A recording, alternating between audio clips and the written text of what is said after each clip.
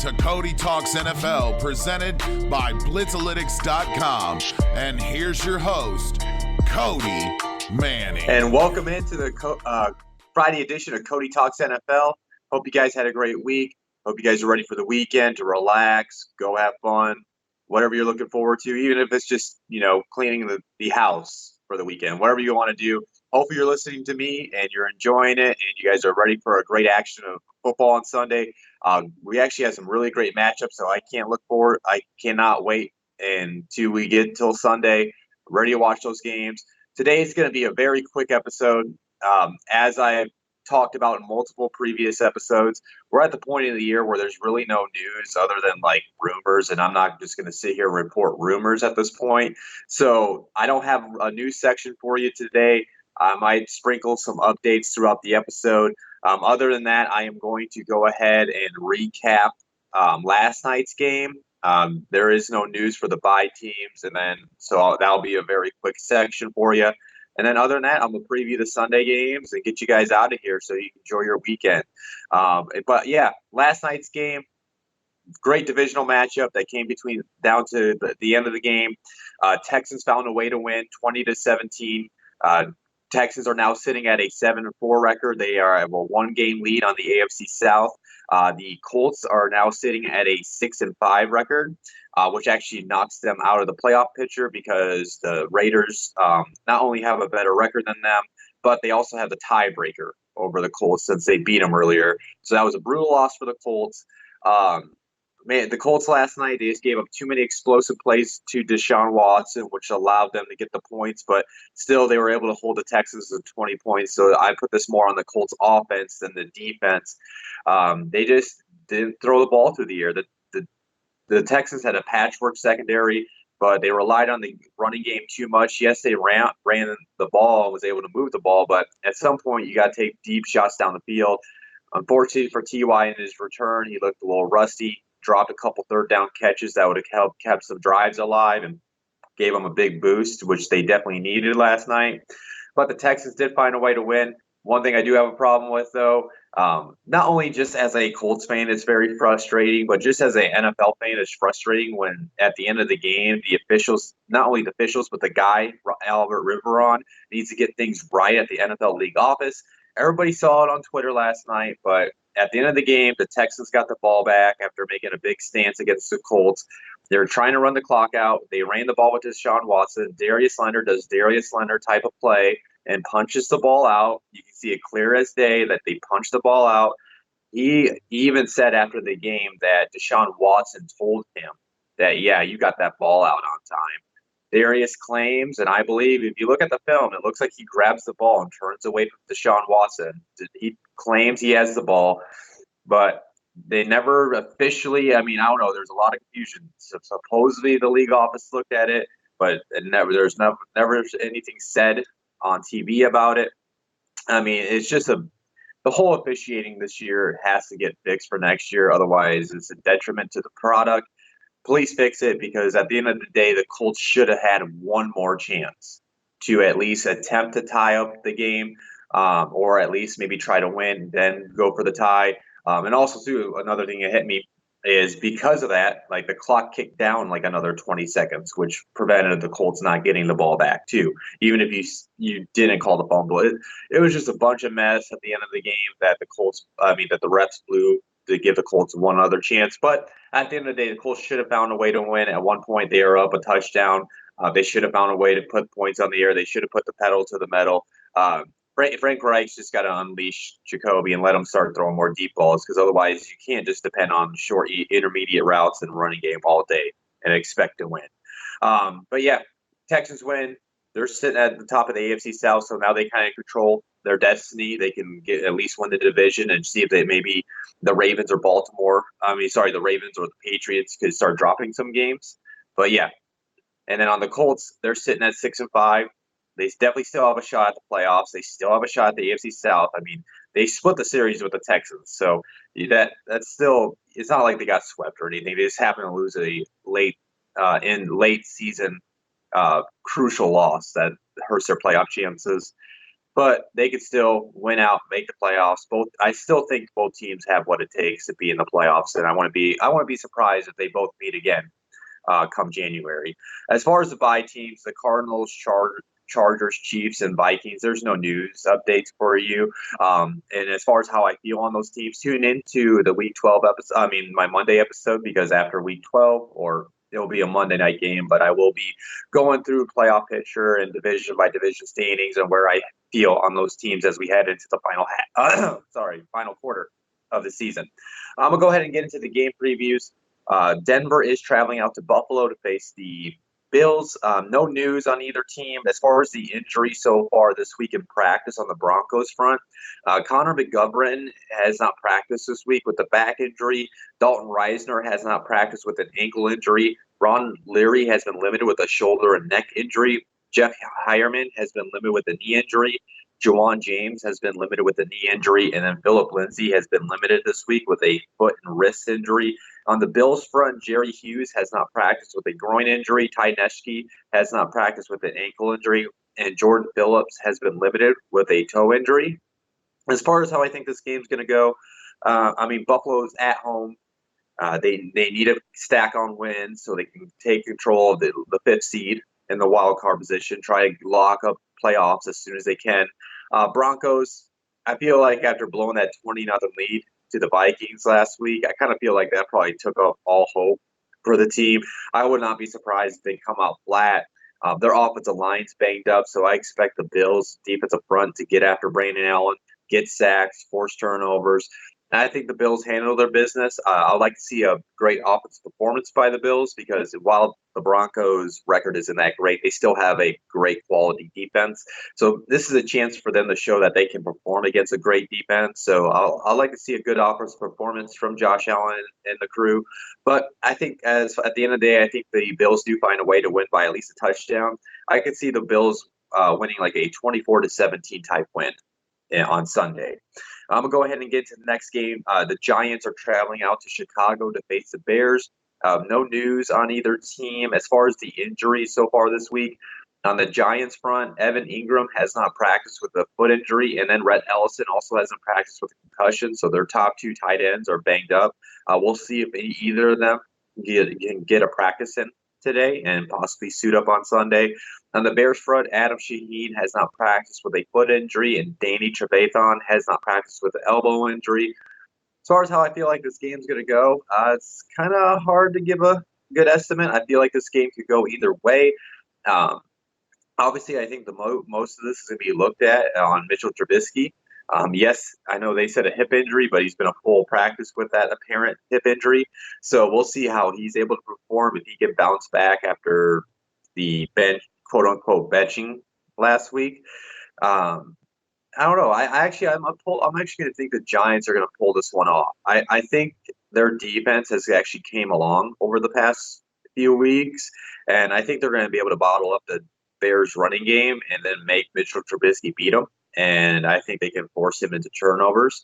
I think Saquon Barkley could have a nice bounce back game against the Bears defense. They're not that great against the run. Daniel Jones just needs to not make mistakes, and they should be able to put themselves in the scoring position quite often. So, yeah, I'm actually going to take the Giants in this one. I think they squeeze out a victory on the road by a field goal. It'll be a low-scoring affair. I think they end up winning like a 17-16, actually. They kick a field goal at the end of the game to take the lead. 17-16 type win for the Giants.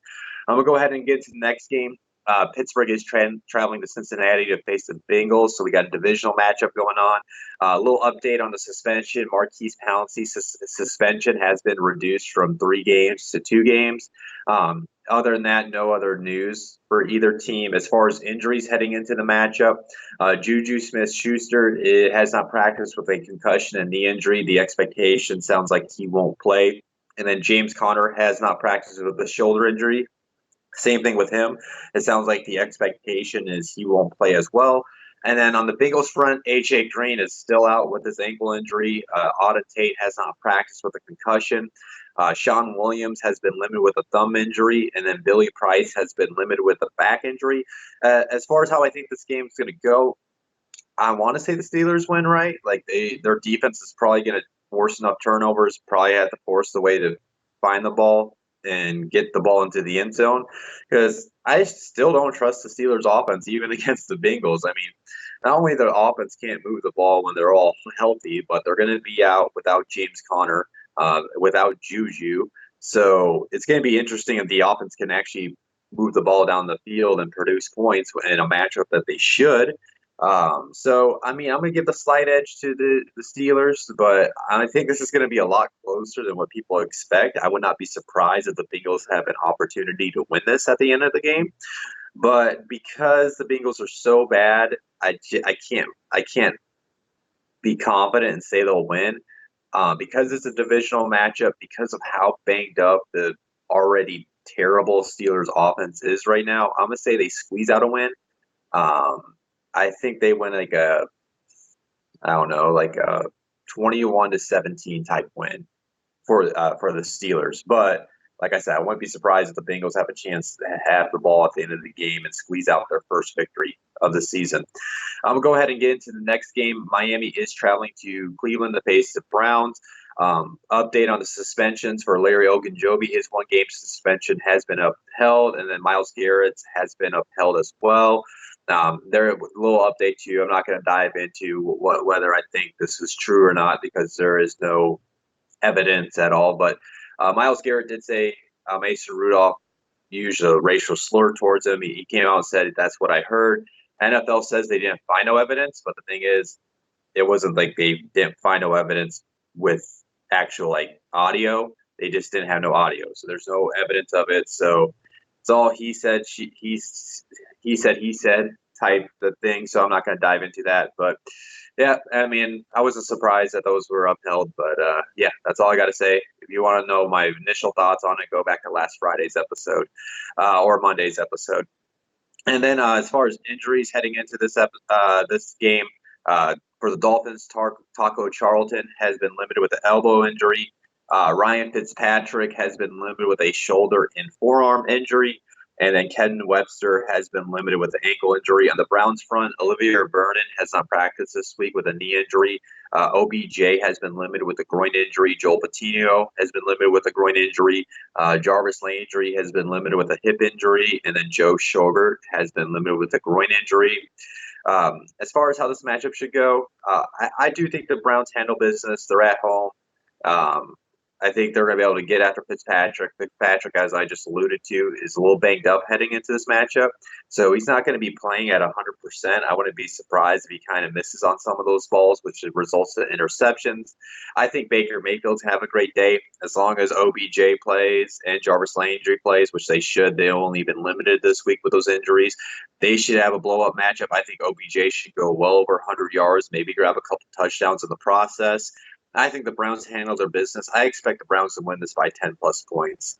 I really don't even think this is going to be a close matchup. I think they're going to come out and handle their business and move on to their probably much looking forward rematch with the Steelers next week. But, yeah, I think the Browns handle business. I think they win by 10-plus points. I think we're going to, with how banged up and more and more players are going on the IR for the Dolphins, I think we're just going to see them start dropping games, and we're going to forget about that little 2-game winning streak that they went on this season. And then going into the next matchup, the Bucs are traveling to Atlanta to face the Falcons. No news on either team. As far as the injuries, on the Bucs front, MJ Stewart has not practiced with a knee injury. William Golson's been limited with an ankle. Carl Nassib has been limited with a groin injury, and Jason Pierre-Paul has been limited with a knee injury. On the Falcons front, Devontae Freeman has not returned to practice with his foot injury. Kamel Ishmael is still out with his concussion. Austin Hooper still out with a knee injury. Tack McKinley hasn't practiced this week with a shoulder injury. And Adrian Claiborne has been limited with a groin injury.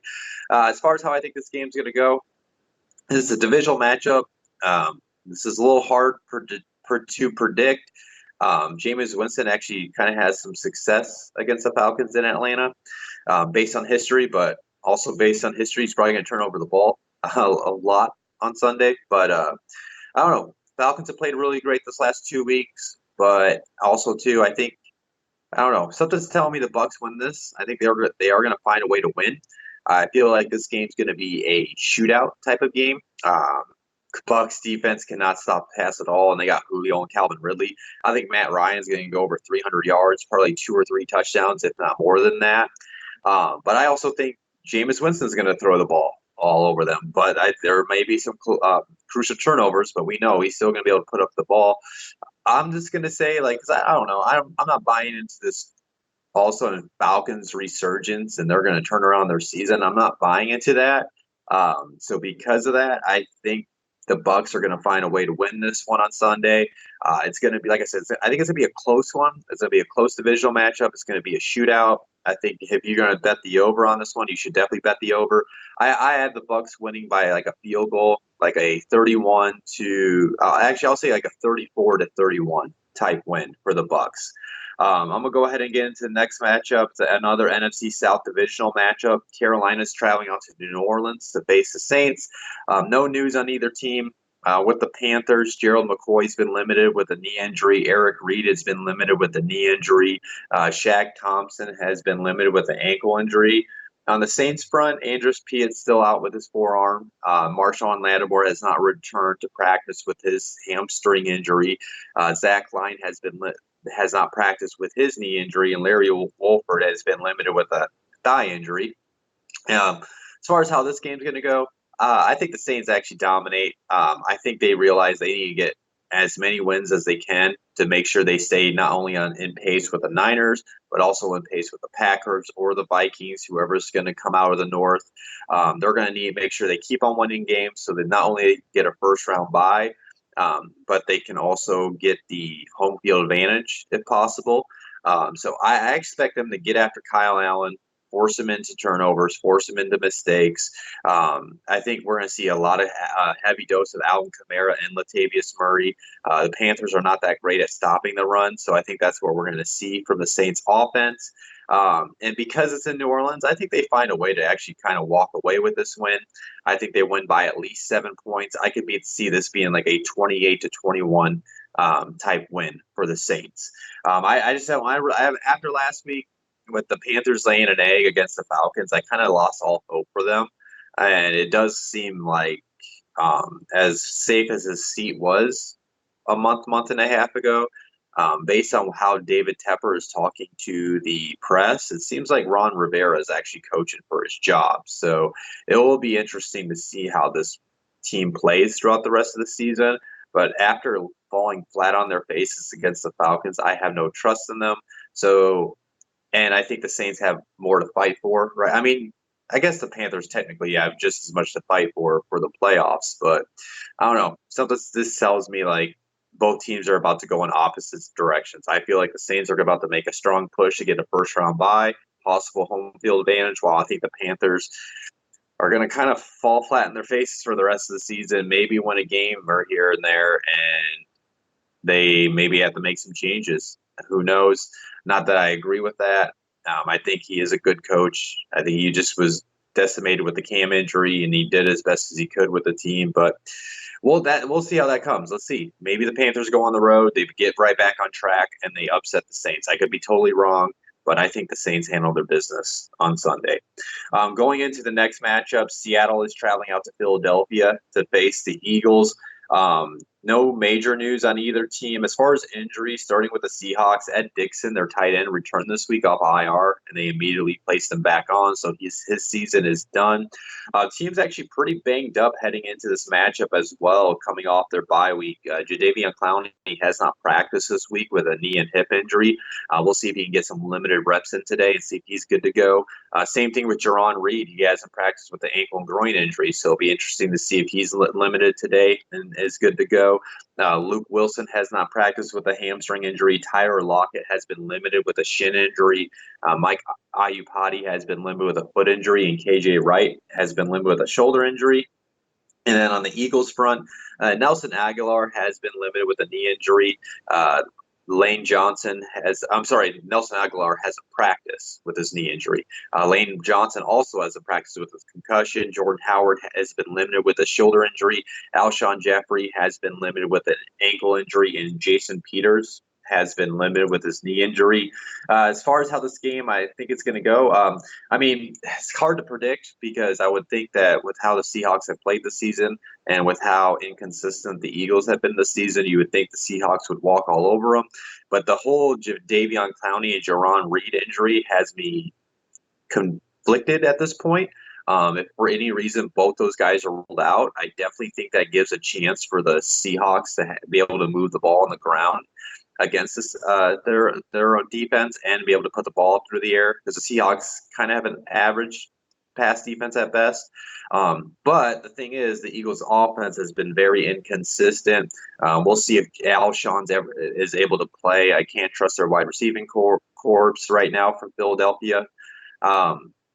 And with Russell Wilson having an MVP type year, I think even without Clowney and Reed, he could find a way to win. So I'm going to say, because of those injuries and because of the inconsistent play by the Eagles, I think this will be a close matchup. I think this will come down to who has the ball at the end of the game.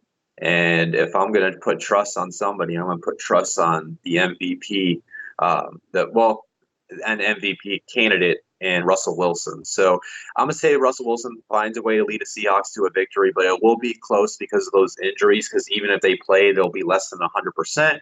So I think the Seahawks find a way to win on the road in Philadelphia, which is also a tough place to play. I think they'll end up winning like a 27-24, 27-23 type win for the Seahawks. I'm going to go ahead and get into the next game. Detroit is traveling to Washington to face the Redskins. No major news on either team. As far as injury, it does look like Matthew Stafford will be out again. With his hip and back injury, he has not practiced. Deshaun Hand has not practiced with a hand injury. Yes, I said that correctly. Frank Ragnow has not practiced with a concussion. Tracy Walker has not practiced with a knee. And then Sam Parker has been limited with the abdomen. On the Redskins front, Deron Payne hasn't practiced with an ankle injury. Adrian Peterson hasn't practiced with a toe injury. Jonathan Allen has been limited with an ankle and knee injury. Vernon Davis has been limited with a concussion injury. And then Chris Thompson has been limited with a toe injury. As far as how I think this game's going to go, it's hard to predict. Everything says the Lions should win, right? Because the Lions are there, even with all the injuries they're dealing with, they're a pretty competitive team. They took it to the Cowboys, came down to a one-score game against the Cowboys. But I don't know. Something tells me, I don't know why, even though if anybody's been a long-time listener, I completely trash the Redskins. I think they're a trash team. But every once in a while, teams find a way to win. I think the Redskins find a way to win. I think it's a heavy dose of Darius Geis. The Lions have a bad run defense. I think Darius Geis is going to have a pretty good game. I think he's going to go over 100 scrimmage yards total, because I don't know, it looks like Adrian Peterson might not be able to go, so I feel like he's going to get a heavy workload. I think their defense is good enough to stop Jeff Driscoll and the Lions offense with how banged up they are on the offense. And I don't know. Something tells me the Redskins find a way to win this one. I'm going to say they win a close game, like a 21-17 type win for the Redskins. I don't know. I might be crazy. I could be completely wrong, and the Lions walk away with the win. But something tells me the Redskins are going to find a way to win, and the big storyline on Monday is Matt Patricia cut out to be a head coach. We'll see. I could be completely wrong, but something tells me the Redskins sneak out with a win on Sunday. And then my next matchup is Oakland is traveling out to the Jets to face traveling out to New York to face the Jets. No news on either team. As far as injuries, starting with the Raiders, LaMarcus Joyner hasn't practiced with his hamstring injury. Trent Brown has been limited with his knee injury. Rodney Hudson has been limited with an ankle injury. And Josh Jacobs has been limited with a shoulder injury. And then as far as the Jets, as you guys know, their medical staff is terrible. So this is going to be a long list. C.J. Mosley hasn't practiced with a groin injury. Darryl Roberts hasn't practiced with a calf injury. And then the following players have all been limited this week. Chuma Edoga with an ankle. Henry Anderson with a shoulder, Kelvin Beachum with the ankle, Brandon Copeland with a hip and ankle injury, Neville Hewitt with a neck and knee injury, Alex Lewis with an elbow and shoulder injury, Steve McClendon with a neck injury, and Demarius Thomas with a hamstring injury. And then as far as how I think this game's going to go, I mean, everything says with how the Raiders are playing and with how the Jets season has gone, the Raiders should be able to walk in and handle their business. But keep in mind, they barely beat the Bengals last week. They only won 17-10. And I think they're kind of at a mismatch, if that makes any sense, because the Jets sneakily actually have a pretty good run defense this season.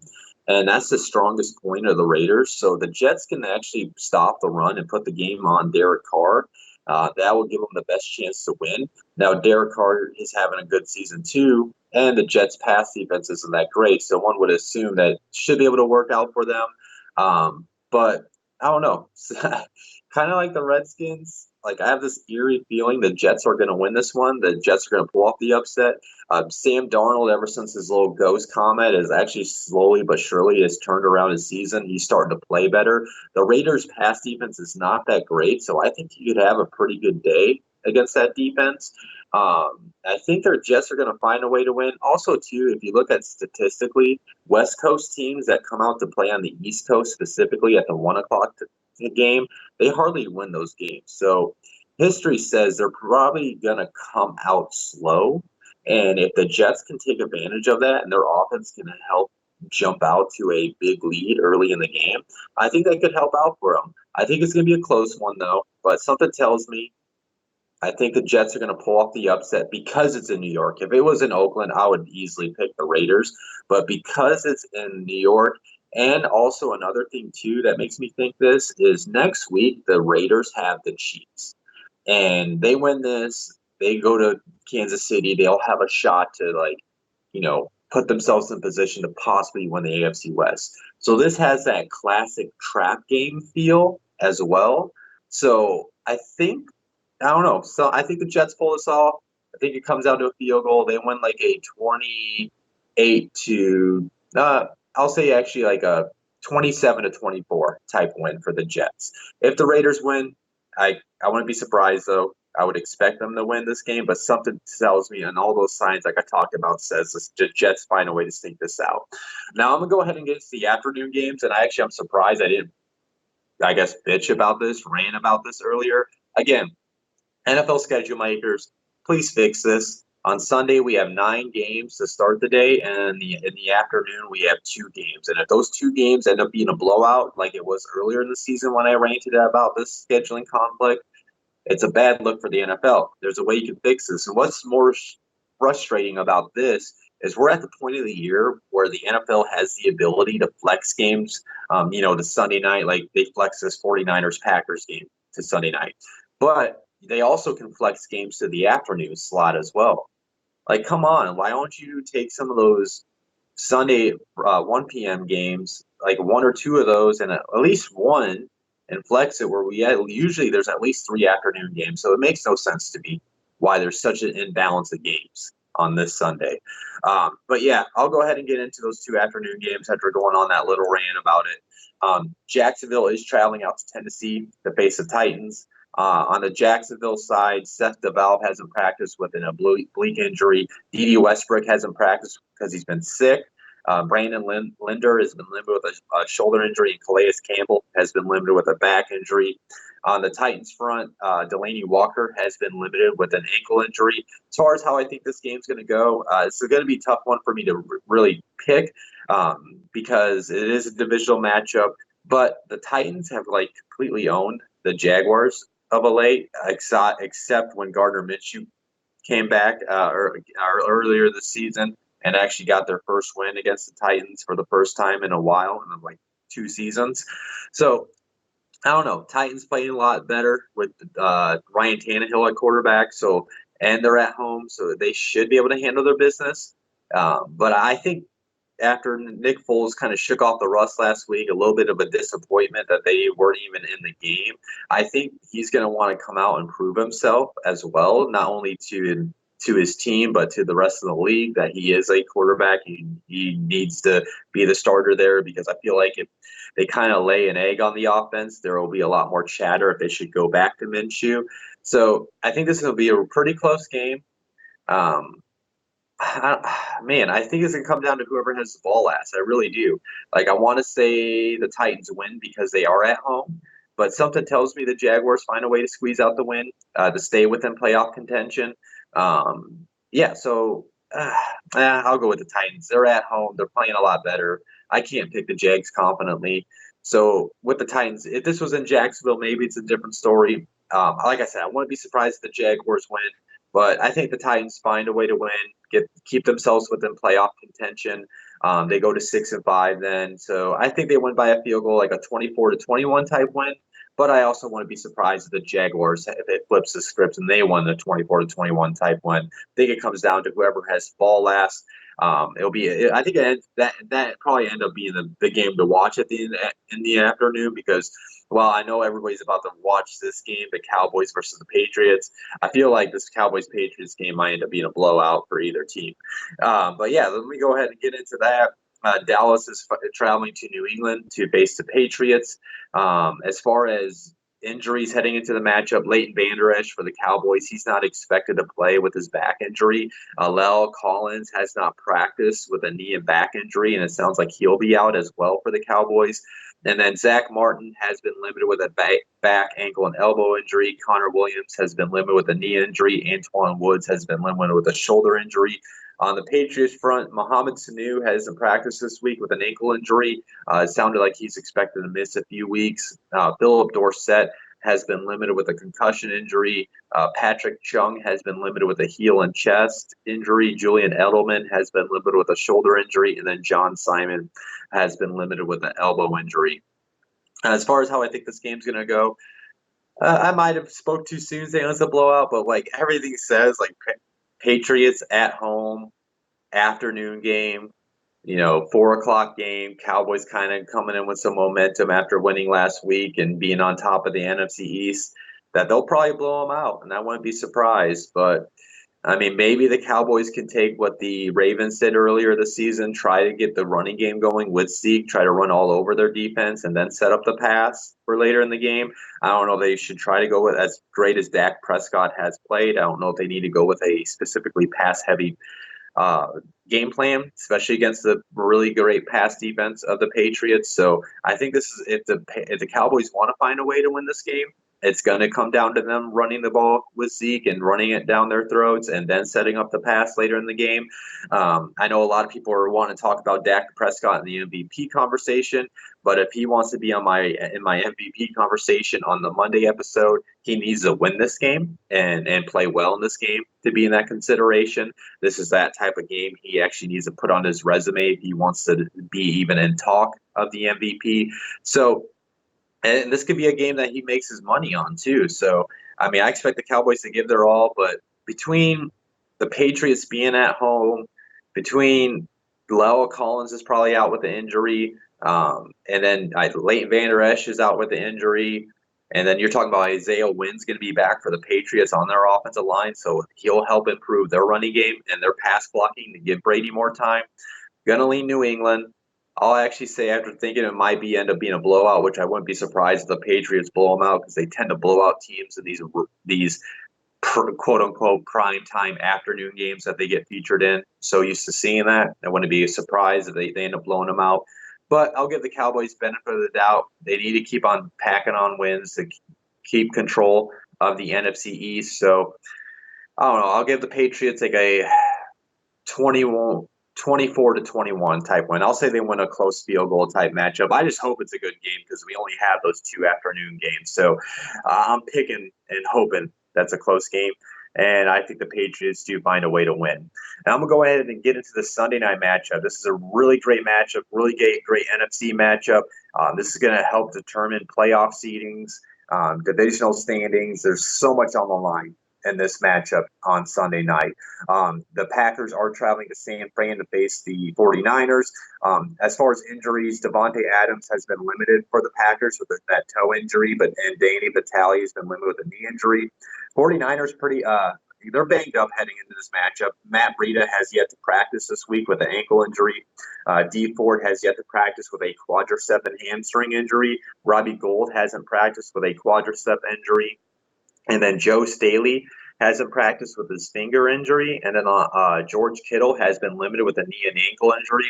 We'll see if he's able to return this week. If he does, that provides a much-needed boost for the 49ers. And Deebo Samuel has been limited with a shoulder injury, and then Emmanuel Sanders has been limited with a rib injury. As far as how I think this game's going to go, I think this is going to be one of those games. It's going to be a back-and-forth type game, kind of like how we saw last night with the Colts and Texans. As each team giving body blows throughout the game, and then all of a sudden there will be explosive plays happening, and they'll be able to find ways to get into the end zone. Packers' run defense is pretty bad right now, and that happens to be the 49ers' offensive strong suit, is that they can run the ball. So I think Tevin Coleman's going to have a great game for the 49ers. But with the 49ers being a little bit banged up, I think the Packers are going to be able to take advantage of that and stay within the game. I think it's going to be a nice dose of Aaron Jones, while Aaron Rodgers kind of picks their defense apart here and there throughout the game. If George Kittle plays, obviously that provides a much-needed boost to that 49ers pass offense. Hopefully they'll get Sanders and Deebo Samuel out there as well. I think this is going to be a back-and-forth game. I think this has a chance to be a shootout, even with how great the 49ers defense is. I think the Packers do, though. I think they're going to find a way to win this and make things interesting in the NFC as far as the playoff seedings. I think they were going to find a way to win at the end of the game. Aaron Rodgers gets the ball at the end. I think he marches them down the field, gets that touchdown to take the lead. I have the Packers winning 31-27. I wouldn't be surprised if the Niners win, but for some reason I think the Packers find a way to win. I trust Aaron Rodgers. I think maybe Matt LaFleur, working with Kyle Shanahan in the past, that does help him, gives him a little bit of an edge. Maybe he knows Shanahan better than what we think or what we know. So maybe he has a way he can help his defensive coordinator come up with a defensive plan to stop his offense. So I lean towards the Packers on this one. I think Aaron Rodgers finds a way to get the team a victory at the end of the day, and then they can actually at that point they would take control of the number one seed. So there's a lot on the line. Like I said, on the Monday episode, I'm going to update playoff pictures and where I stand on all those teams. So make sure you tune into that. But yeah, I think the Packers they'll find a way to win. But you can't be surprised if the Niners win, because this is just a battle of two good teams going at it for playoff positioning. And then as far as the Monday night game, Rams are traveling to Baltimore. No news from the Ravens. On the Rams, it does look like they'll get Robert Woods back, who was a surprise inactive. He was dealing with a personal family matter, but he did return to the team yesterday. So I would assume that he should be good to go for Monday. And then obviously on Monday, I'll have the preview where I will go an updated injury report and give you where I feel how that game could go. Rob question. The refs have been trashed this year. Do you think there's anything the league can do to avoid the repeat of the performance from the Zebras next year's rule change specifically? I don't know if you can really change the rules. It's just more about being better about enforcing the rules. And it's something I kind of went on a rant earlier. I just think that it's time to take the human element out of it and stop leaving guys on a field that have terrible visual angles to make calls. There's so many HD 4K cameras. Like, get the sky cam involved, get cameras as much on the field as possible, and have those guys in a box or in a room with multiple cameras, multiple angles that they can zoom in and make quick decisions. I mean, there's no reason why, for example, last night, everybody in the world could see Darius Leonard force a fumble, and everybody in the world is basically making the argument. You can see where he basically could recover it. So how is that not hard to fix? The old golden rule, if over 50% of the people on the bar stool can call the play within 30 seconds, then why can't somebody that's getting paid professionally do it? I don't know. I just think you just take the human element out of it. Maybe you keep a few refs on the field, right? Because you got to keep order on the field with personal fouls and all that. Maybe you keep a few refs on the field. But you have a majority of guys are sitting in a booth with multiple cameras, multiple angles. They're going to see the same things that we see at the same time. Because when you see that at the same time that we all are seeing it, that's how you speed up the process. None of this like, oh, let's go to the booth. Like, no, you should be able to have a quick, instant judgment. And plus, with all the technology and all the tracking technology, there's ways to like track where the ball is, if the ball came out on time. There's ways they can fix it. I just know it's all about combining technology and taking the complete human element out of refereeing and just taking advantage of this technological advances that we have. It's not that hard. It's really not that hard that you can fix. But yeah, that's my little rant on that. And then I'm going to go ahead and thank you guys for tuning in today. If you like what you heard today, please hit that like button, hit subscribe if you haven't subscribed to our YouTube channel. And also, if you're on the Blitzalytics Podcast Network, hop over to our YouTube channel, hit subscribe, or follow us on our Blitzalytics Podcast Network. We're on 11 different platforms. My audio version of this comes on there, as well as the Blitz Breakdown, the Pick Six, XFL Files, and then also, too, my Fantasy Football Hot Seat with Rob. My producer. We talk about everything fantasy. Only a few weeks to go. If you need some help making that final push for the playoffs, tune into this week's episode that came out on Wednesday and look out for our next one next week. Other than that, if you got anything to give, guys, please go check out the Blitzalytics All Heart Charity League. 10 different teams for 10 different charities. They're right at the end of it. They want to raise as much money as they can before this end of the season so we can bring this back next year. So if you have anything to give, please go check that out at go.rallyup.com/allheart. Also, too, guys, if you guys are looking to give away some gifts for Christmas this year, little stocking stuffers, we got some amazing options as far as not only Blitzalytics shirts, but Rob also has another like pop culture wrappers, basketball, other type of apparel, other type of graphic works, artworks that he has at his store. So just go to blitzalytics.com. Click on the right-hand side, click on store, and you can check out all the amazing options. And I'm sure if you have something, maybe you have an idea that you like to see created, if you shoot him a message at Rob Graphics, he can come up with something for you. Trust me, it's unbelievable the stuff he can do for you. But yeah, if you like what you heard today, hit that like button, hit subscribe. Tune in to Monday. Monday's episode will not necessarily be a recap. It's going to be, like I talked about, every 4 weeks. I'll give an update on the playoff picture for you guys. I'll give you an update on where I stand on MVP, offensive rookie, defensive rookie, all that good stuff, all the rewards. But other than that, go have fun this weekend and then enjoy all that fun action on Sunday. Reach out to me if you have any questions at Cody Talks NFL. Have a great weekend. Blitz out. Thank you for watching Cody Talks NFL, presented by Blitzalytics.com. As always, hit that like and subscribe button, and then hit that bell notification icon to stay up to date on all things football.